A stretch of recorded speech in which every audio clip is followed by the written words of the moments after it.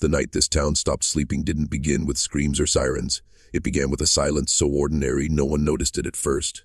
A teenage boy didn't come home. No goodbye, no note. Just an empty bedroom and a clock that kept ticking long after it should have mattered. In small towns like this, people believe they know everything about each other.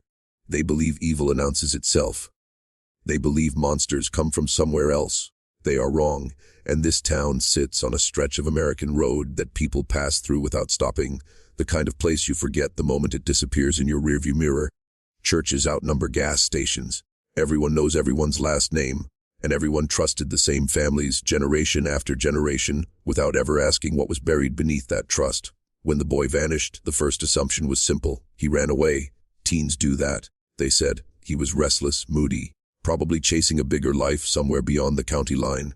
And his mother waited on the porch every night for weeks, pretending not to cry when neighbors drove past. His father drove the back roads until sunrise, scanning ditches, woods, and abandoned barns. The police searched just enough to say they tried. Flyers went up, then came down. Tips dried up. Life resumed, because in small towns, grief is expected to be quiet and temporary. But something about this disappearance never settled right. Friends whispered about the party he went to that night, the one adults pretended not to know about. A farmhouse on the edge of town. Alcohol, older kids, people who learned early that silence is safer than truth. The boy was seen there, laughing, alive, and then he simply ceased to exist, and years passed. The case went cold. New kids grew up never knowing his name, but the land remembered, and so did the people who never spoke. Because the truth wasn't gone, it was waiting, preserved, hidden inside a family this town had trusted for decades. And in the years that followed, the boy's name became something people avoided saying out loud, like it might summon blame if spoken too clearly. His bedroom stayed untouched, dust settling on trophies that now felt meaningless. His parents aged faster than time should have allowed, carrying a grief that had no ending because it had no answers. In this town, unanswered questions don't disappear. They sink into the soil, and officially, the case was labeled a runaway. That word was easier for everyone. It meant no one had to look too closely at their neighbors. It meant no one had to admit that something terrible could happen here, among people who prayed together and shared casseroles at funerals. The police files were thin, almost insulting in their simplicity. A few interviews, a few notes, then nothing. The file was boxed, shelved, and slowly forgotten by the system that claimed to protect him. But memory doesn't fade evenly. Among the teenagers who were at that party, fear aged differently. Some moved away, some drank themselves numb. Some stayed and learned how to live with the weight of what they saw by never talking about it. One girl tried to tell a teacher years later, her voice shaking as she hinted that the boy didn't leave on his own. The teacher told her not to spread rumors. In small towns, truth often sounds like trouble, and the farmhouse where the party happened changed owners twice. Each new family complained about the same thing, a smell in the basement after heavy rain, a cold spot where the air felt wrong, dogs refusing to go near the back field, superstitions. People said, old pipes, rotting wood, anything but what their instincts whispered late at night. And the boy's mother died without ever knowing what happened to her son. His father stopped asking questions publicly, but privately he kept every newspaper clipping, every rumor, every name. He circled one family's name more than once. A respected family, long established, untouchable. The kind of people you don't accuse unless you're ready to be destroyed by the town itself. And so the truth stayed buried. Not because no one knew, but because knowing came at a cost most people were too afraid to pay. And the break in the case didn't come from new technology or a sudden confession. It came from erosion. Time has a way of wearing down the walls people build around their secrets. Decades after the disappearance, a man walked into a police station 2 counties away, hands shaking, voice already cracking before he spoke a word. He wasn't there to confess to murder. He was there because he couldn't sleep anymore, and he had been at the party that night. He had watched things happen that his younger self didn't have the language to describe, only the instinct to survive. He told detectives that the boy had argued with an older local man, someone everyone knew, someone whose family name carried weight like a shield. The argument wasn't loud, it wasn't dramatic, it was quiet and cruel, the kind that makes witnesses doubt their own ears. And according to the statement, the boy had threatened to tell someone. About what, the man wouldn't say at first. He just kept repeating that the boy was scared, and that fear made him dangerous to the wrong people. The detectives listened differently this time. Too many small details matched the old file. Too many things that had never been written down suddenly aligned, and search warrants followed carefully and quietly. The family in question hadn't changed much. Same land, same farmhouse, Though renovated, same reputation. The kind of people whose photos hang in town halls and whose names appear on donation plaques. When ground-penetrating equipment scanned the backfield, the soil told a story the town had spent years denying, and they found him less than 4 feet below the surface. Wrapped, weighted, hidden where someone believed nature would erase the evidence. The remains confirmed what the town had refused to imagine. This wasn't an accident. This wasn't a runaway. This was a killing carried out by someone who believed the town would protect them. And for years it had, and as news spread, shock turned into something colder. Denial, anger, some blamed the police, some blamed outsiders, some blamed the boy himself, whispering that he must have done something to deserve it. But beneath all of it was fear. Because if this could happen to him, and stay hidden for so long, what else had this town agreed not to see? And when the arrest finally came, it wasn't loud, no dramatic standoff, no flashing lights at dawn, just a quiet knock on a door that had never been locked out of fear before. The man who answered it had lived his entire life as a pillar of the community. Church board member, youth sports sponsor, the kind of person parents trusted without hesitation. And that was the first twist the town struggled to swallow. And investigators revealed that the argument at the party wasn't about drugs or money or teenage drama. It was about something far older and far darker. The boy had discovered something he wasn't supposed to. Not a secret affair, not a crime of passion, but a pattern. A history inside the family that had been quietly repeating itself for generations.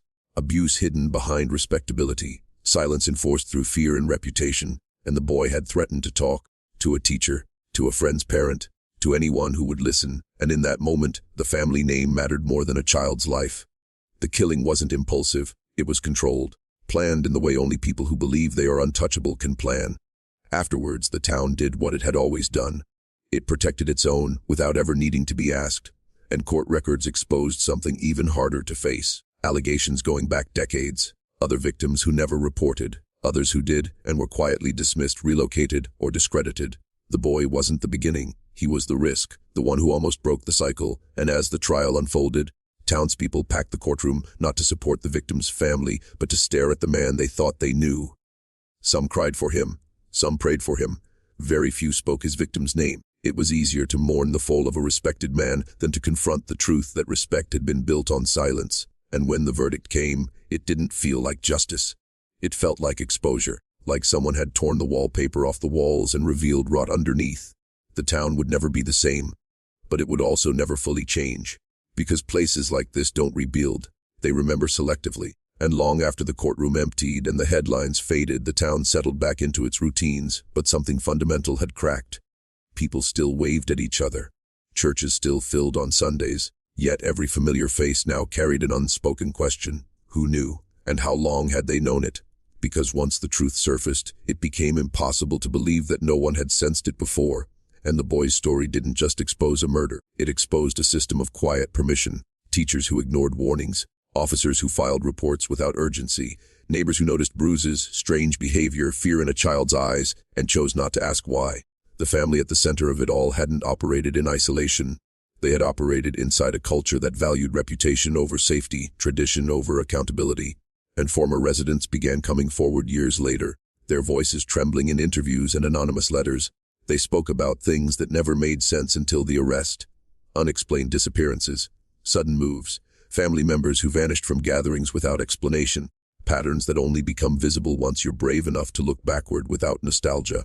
And the land where the boy was found was never developed. Officially for zoning reasons. Unofficially, because no one wanted to build over a grave that had been ignored for so long. At night, headlights still slow there. Drivers still feel something tighten in their chest, though many don't know why.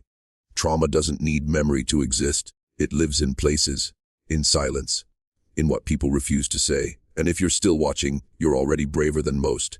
Tell us in the comments, what would you have done if this was your bloodline? And because that's the question this story leaves behind. Not who killed him, but who protected the killer by doing nothing. And how many towns across this country are still telling themselves the same comforting lie, that monsters don't look like neighbors. And the darkest part of this story isn't what happened to the boy.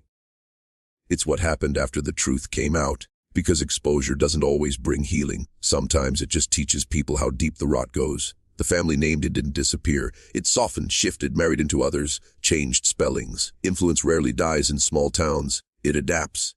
and the boy's remains were finally buried with a headstone that arrived years too late. People attended the service who had never spoken his name before. Some came out of guilt, others out of curiosity. A few came because they wanted to be seen coming. The speeches spoke of tragedy, of loss, of moving forward. Very few acknowledged the deliberate choices that allowed the tragedy to exist in the first place, and psychologists who studied the case later described it as a textbook example of communal denial. When a community's identity depends on believing it is good, it will sacrifice individuals to protect that belief. The boy became inconvenient, then invisible, then forgotten, until forgetting was no longer possible, and former classmates still carry the damage. One became a police officer, driven by the belief that maybe next time, someone like him wouldn't be dismissed. Another refuses to return to town at all, unable to drive past the roads where adults failed them. Trauma doesn't always look like breakdown. Sometimes it looks like overachievement. Sometimes it looks like leaving and never looking back. And the town, it tells the story differently now. It says justice was served, that the system worked, that this was an exception. But buried inside that version is a quieter truth. The system only worked after it failed for decades.